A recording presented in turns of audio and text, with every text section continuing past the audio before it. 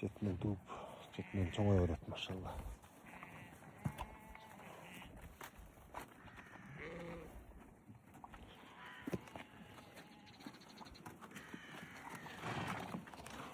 Aman 3 gün oldu tuğlan. 3 gün, 4 gün oldu o da. Bunlar sinti ki.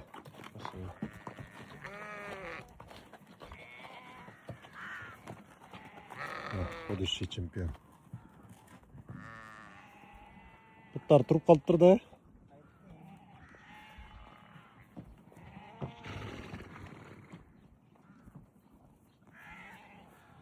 Красавчик, это просто иногда.